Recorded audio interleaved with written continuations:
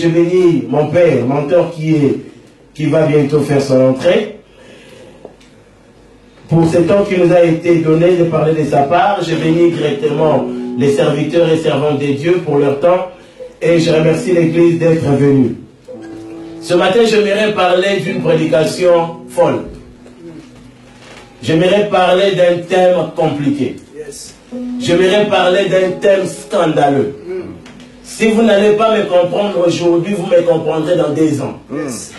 Si vous ne pouvez pas me comprendre aujourd'hui, si vous pouvez m'haïr aujourd'hui, vous allez m'aimer dans 10 ans. Je serai là dans votre prédication. Cette prédication parlera tous les jours dans votre esprit. Cette prédication tous les jours interpellera vos âmes. Amen. C'est un thème compliqué. J'ai intitulé ce thème « Chasse Méphibosheth de ta table ».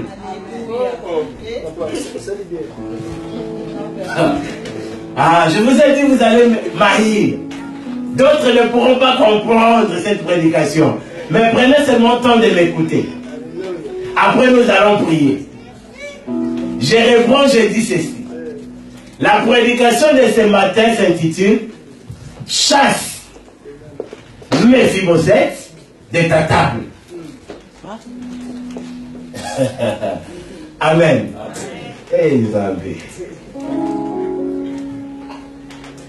David a fait alliance avec Jonathan. Jonathan qui était son ami intime. David a fait alliance avec Jonathan. Il a dit à Jonathan, si aujourd'hui je vis, toi tu meurs, prends soin de garder ma progéniture. Jonathan aussi a fait une alliance avec David. Si aujourd'hui David je mourrais, prends soin de garder ma progéniture. Pendant qu'il faisait alliance, la plus grande question était, est-ce que Dieu était dans l'alliance? Pendant que leurs sentiments se croisaient, leurs sentiments du fanatisme, leurs sentiments d'amour, est-ce que Dieu était dans l'alliance? Il arrive des fois que nous puissions faire alliance par favoritisme. Il arrive des fois que nous puissions faire alliance par fanatisme. Est-ce que Dieu est-il réellement dans l'alliance? Il arrive des fois, 2 personnes se croisent et traitent alliance. Est-ce que Dieu est-il réellement dans l'alliance? David a fait la promesse. Ils se sont fait alliance. David, si je meurs, Jonathan, garde ma place. Jonathan, si je meurs, garde ma progéniture. Ils se sont bien parlé et ils se sont dispersés. Au cours des temps, Jonathan est mort. Quand Jonathan est mort, la guerre est entrée en Israël. Je suis en train de parler de l'histoire avant que nous puissions pénétrer. La guerre est entrée en Israël. Jonathan avait un fils qui s'appelait Méphibosheth. Amen. Méphibosheth était normal. Il n'était pas boiteux. Quand Méphibosheth grandissait, il était normal. Mais un jour, il y eut la guerre en Israël. La Bible nous dit, quand le trouble est venu en Israël, le serviteur du roi Saoul, pour écarter Méphibosheth du danger, il prend Méphibosheth par la main, en l'attirant comme ça, Méphibosheth s'est perdu les chevilles. De là, il est devenu boiteux. Mais de base, il n'était pas boiteux. Ça, c'est pour éclairer. Alors, toute la maison de Saoul ont été tuées. Et après un temps, David a pu vaincre la bataille et il est devenu roi. On ne parlait plus de la maison de Saoul. Souvenez-vous, par rapport à la prophétie de Dieu, Dieu a dit que toute la maison de Saoul sera exterminée. Mais néanmoins, il y avait Méphibosheth qui était resté. Alors, David a pris le contrôle du pays. Là, nous sommes dans le livre de 2 Samuel.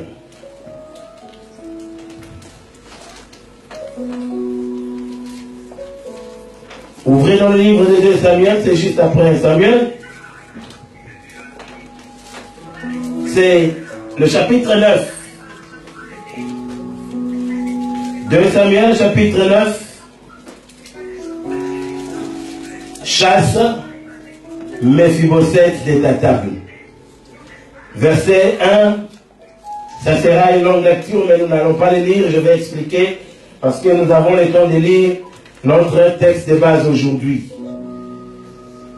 Ici, nous allons simplement lire le verset 9 au verset 13. Chapitre 2 Samuel, chapitre 9. Le verset 9 au verset 13.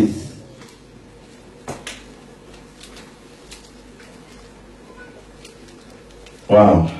Nous sommes? Amen. Le roi appela Ziba. Ziba qui fut serviteur de Saoul, qui avait épargné Méphibosheth. Et lui dit, je donne au fils de ton maître tout ce qui appartenait à Saoul et à toute sa maison. Tu cultiveras pour lui les terres, toi, tes fils et tes serviteurs. Et tu feras des récoltes afin que les fils de ton maître aient du pain à manger.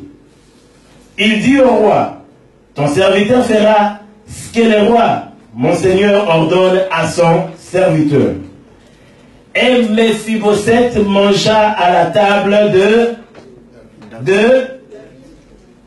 comme l'un des fils du roi. Méphibosheth avait un jeune fils nommé Michée, et tout ce qui demeurait dans la maison de Ziba était serviteur de qui? De Méphibosheth. Méphibosheth habitait à Jérusalem, car il mangeait toujours à la table du roi. La Bible nous dit, un jour, aidez-moi, je vais descendre si c'est ça le bon micro. La Bible nous dit un jour, merci.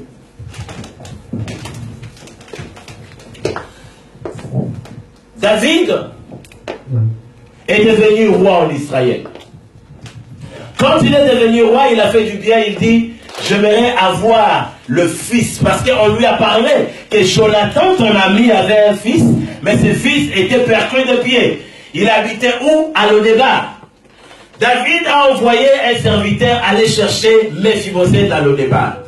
Tout ça pour honorer une alliance que Dieu n'a jamais été présent. Amen. Amen. La vision de ta vie, la pensée de ta tête peut te pousser à commettre les erreurs irréparables. Beaucoup de personnes aujourd'hui pleurent. Leur vie a atteint un niveau de non-retour parce qu'ils se sont liés à des alliances que Dieu n'a jamais été présent. Beaucoup de vies dorment aujourd'hui parce qu'ils n'ont jamais été dans des alliances que Dieu a jeté un coup d'œil. Ils ont fait des alliances par rapport à leur vision. Ils ont fait des alliances par rapport à leurs pensées. Comme tout homme peut changer, de même toute vision peut te tromper. Comme tout homme peut se rendre incorruptible, de même toute pensée peut se tromper. Je parle à quelqu'un. Amen. Est-ce que quelqu'un me comprend? C'est ce qui s'est passé avec David. David a dit, cherchez-moi Méphibosheth, que je lui fasse du bien. Nous avons entendu parler du bien de Méphibosheth. Tout prédicateur parle du bien de Méphibosheth. Mais aujourd'hui, j'aimerais apporter quelque chose que beaucoup ont ignoré. Que le même Méphibosheth n'est pas le même qu'on parle partout. Tout le monde a chanté du bien de Méphibosheth. Méphibosheth était à Lodébar. Dieu l'a fait du bien. David l'a appelé. Oui, David l'a appelé. Mais le plus grand problème, ce n'est pas le commencement. Mais le plus grand problème, c'est la fin. Le plus grand problème, ce n'est pas l'amour que tu me donnes présentement. Mais le plus grand problème, c'est l'amour pas quand je serai dans la faiblesse. Amen.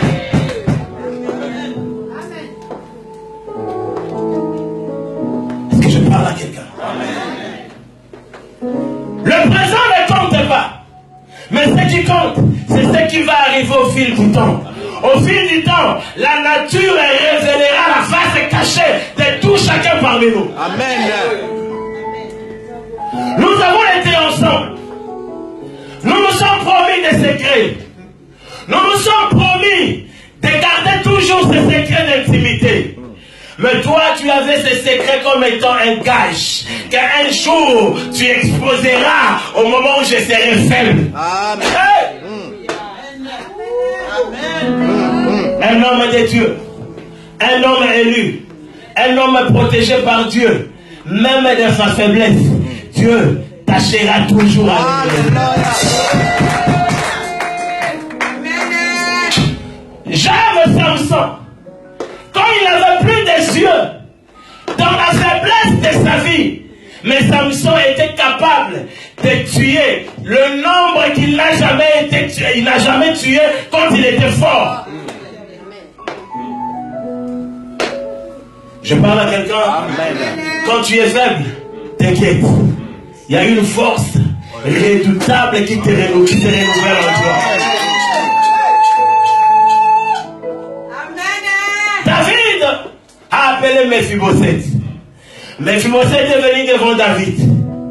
Mephibosheth était étonné qu'on lui fasse du bien.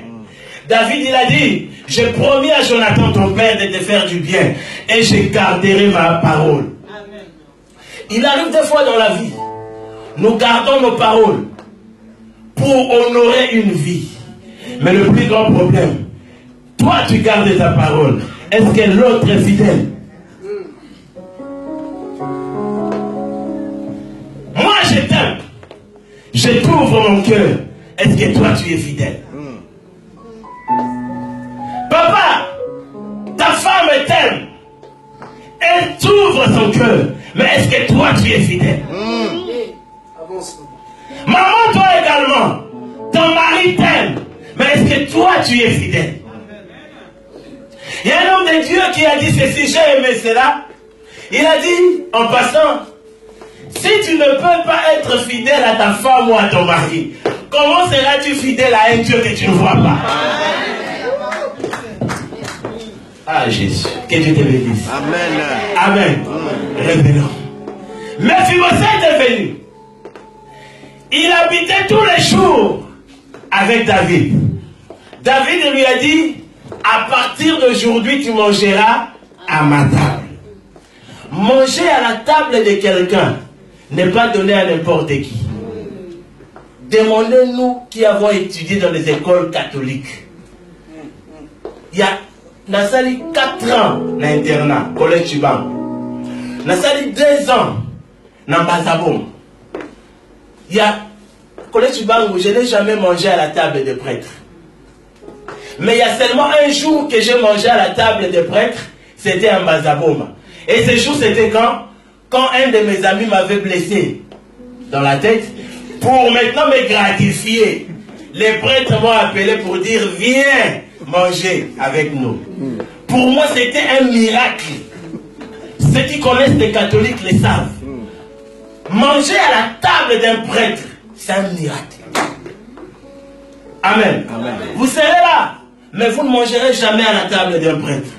Mais ce jour, j'ai été invité à la table des prêtres.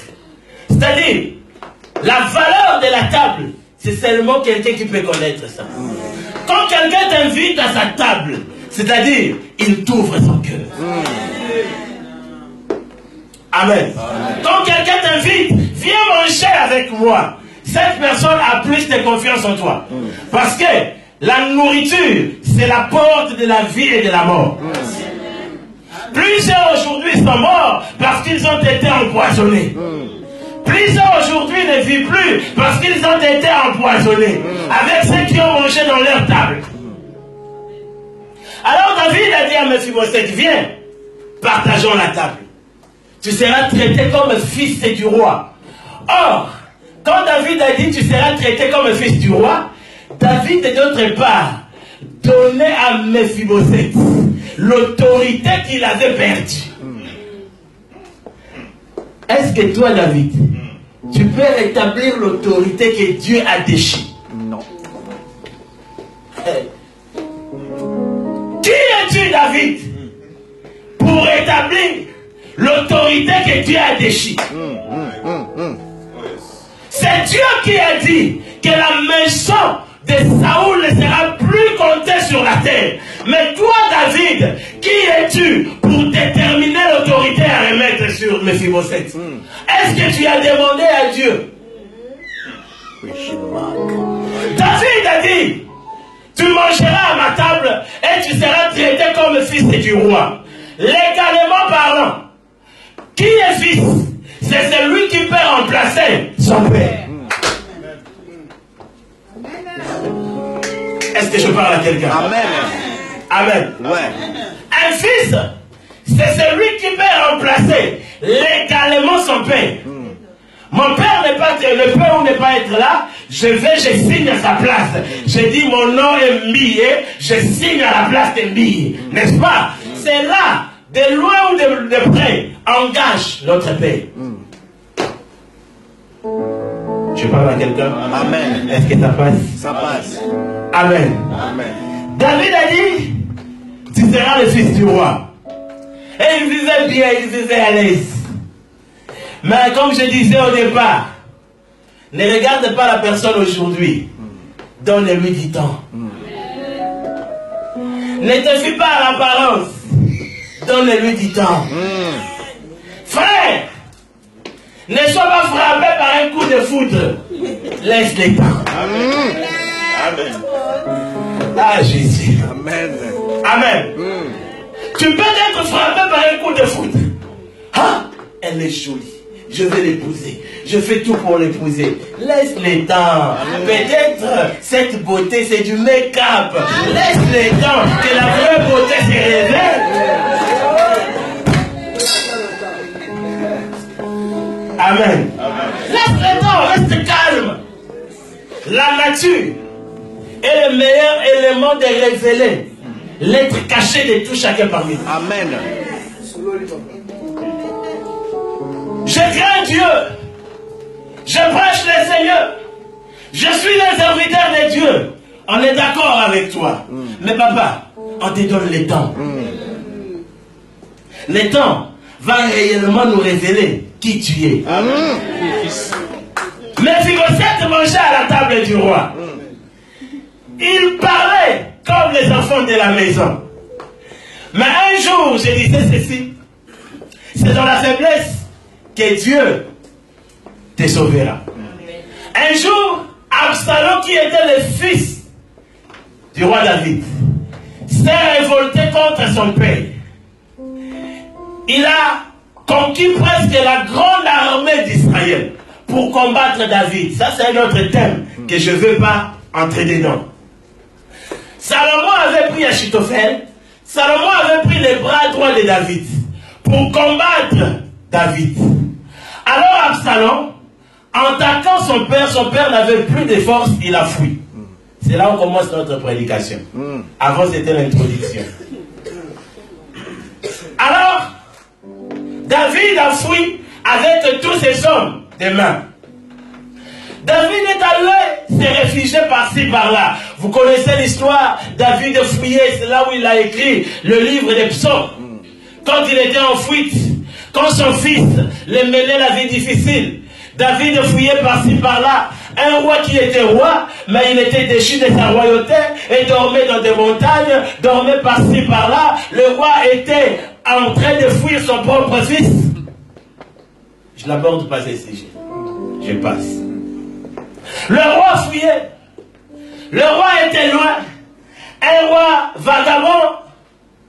Un roi qui était loin 2 fois par le Seigneur. Parce que David a été loin 2 fois. Amen. Contrairement à d'autres rois. Il a été loin par Samuel. Et il a été loin pour devenir roi. Il a été loin 2 fois. Mais un roi qui fouillait par-ci par-là, avec son onction en lui. J'aimerais dire à quelqu'un, même dans ta faiblesse, sois sûr d'avoir toujours le Seigneur à tes côtés. Amen. Même dans ta faiblesse, même tout le monde se ligue contre toi et te condamne. Sois sûr, même dans ta faiblesse, même si tu es écrasé, sois sûr d'avoir toujours le Seigneur avec toi. Amen. Si tu gardes toujours le Seigneur à tes côtés, même si le monde te tapissait, le Seigneur te gonflera. Je parle à quelqu'un. Est-ce que je parle à une vie? Amen. Alors David fouillait. Un jour David était fatigué. 2 Samuel. C'est là où nous voulons parler du changement de personnalité. 2 Samuel, toujours là où nous étions. Nous allons lire chapitre 16.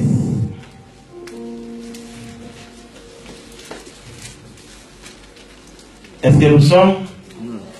Est-ce que nous sommes? 2 Samuel chapitre 16, le verset 1. Et nous allons descendre. Soyez très attentifs parce que c'est là où se base notre prédication d'aujourd'hui. Lorsque David eut un peu dépassé les sommets, voici qui? Tiba. Or, c'est Tiba était le serviteur de Mephibosheth. Vous vous rappelez? C'est la même personne qui avait pris Mephibosheth. Alors, 2 Samuel chapitre 16, verset 1. Voici Tiba, serviteur de Mephibosheth, vint au-devant de lui avec 2 ânes battés. Or, Tiba ne faisait pas partie de l'alliance. Tiba n'était pas programmé par David. Il était au contraire un simple serviteur. Mais ce jour-là, Tiba a pris le soin d'amener vers David 2 ânes battés sur lesquels il y avait 200 pains, 100 masses de raisins secs, 100 de fruits d'été et une autre de vin. Le roi dit à Tiba, que veux-tu faire de cela? Et Tiba répondit, les ânes serviront de monture. À la maison du roi, le pain, le fruit d'été sont pour nourrir les jeunes gens. Et le vin pour désaltérer ceux qui seront fatigués dans le désert. Écoutez. Écoutez d'abord. Dans ta vie, quand des gens à qui tu as confié ton cœur te décevront, Dieu prendra soin de les remplacer par d'autres. Amen. Quand les gens sur qui reposait ta confiance, quand les gens sur qui reposait ta base s'échapperont de toi, Dieu lui-même remplacera les gens. Et quand Dieu remplace, il remplace bien. Amen.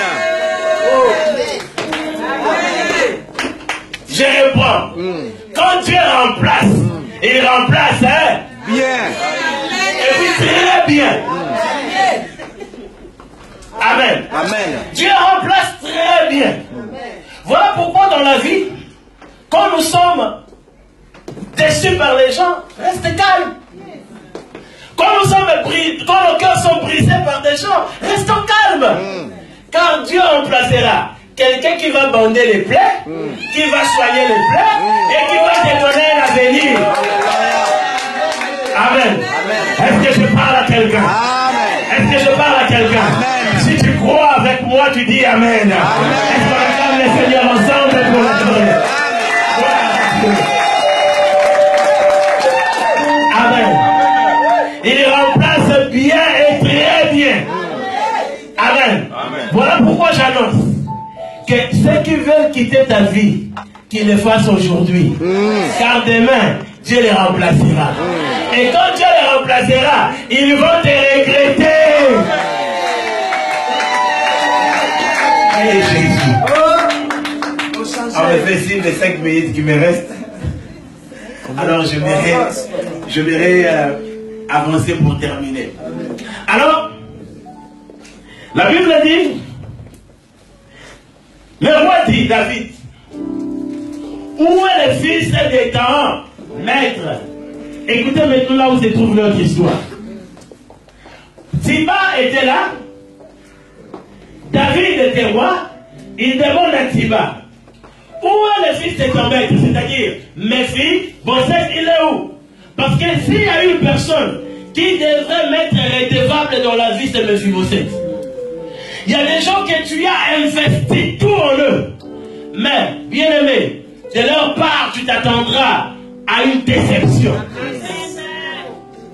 Il y a des gens que tu t'es privé, tu t'es investi dans leur vie, mais quand ils sont élevés, attends-toi à une monnaie de singe.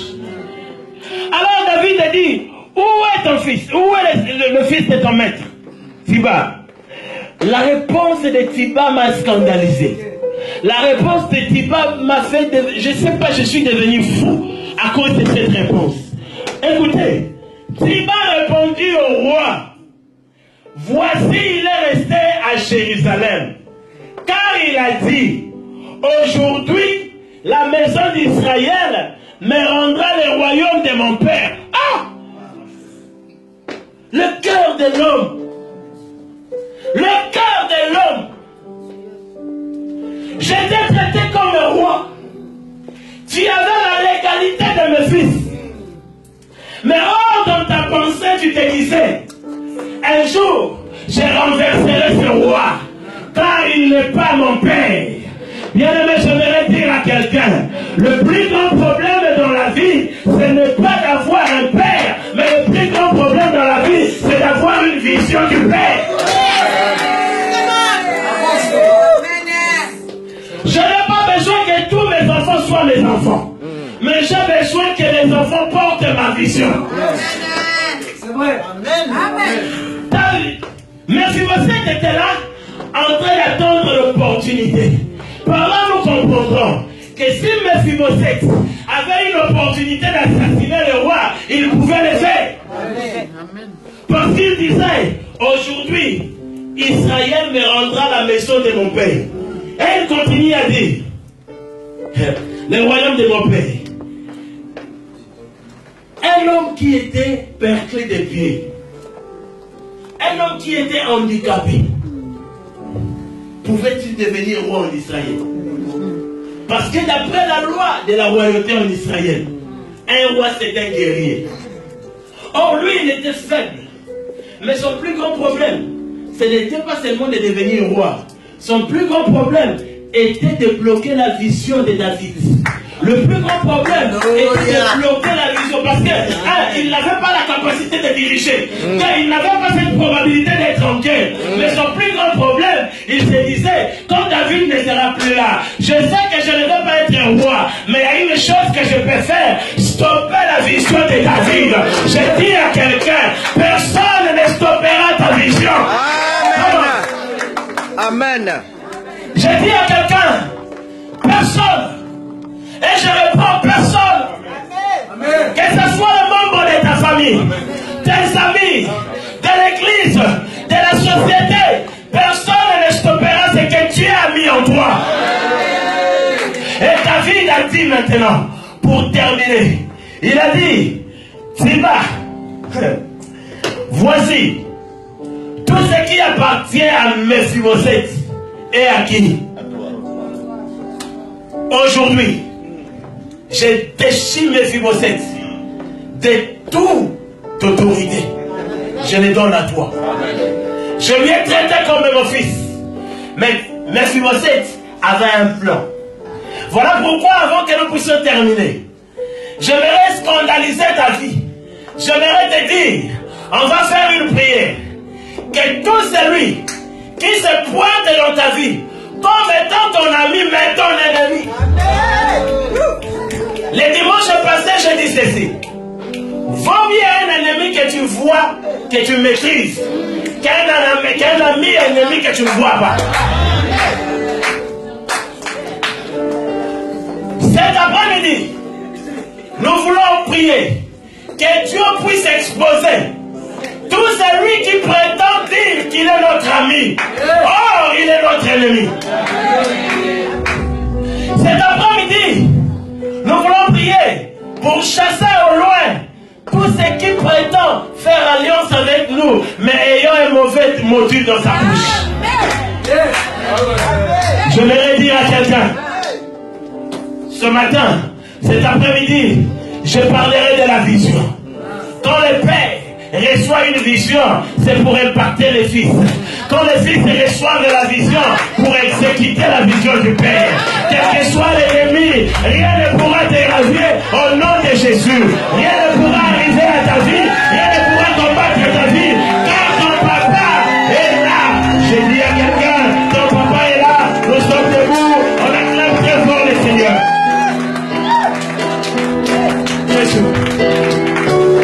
Je vais chasser Mephibosheth de ma table aujourd'hui. Je vais chasser Mephibosheth de ma table aujourd'hui. Trop, c'est trop. Il doit partir. Il doit quitter. Il doit libérer Jésus. Alors nous voulons prier. Écoute la requête que tu vas faire. Tu vas dire à Dieu, Seigneur, expose tout ami qui est mon ennemi. Il se prétend être mon ami, mais c'est un ennemi pour moi. Il a un objectif de bloquer la vision ou la promesse de Dieu dans ma vie. Tu vas battre les mains, tu vas chasser au nom de Jésus, priant et libérant les paroles.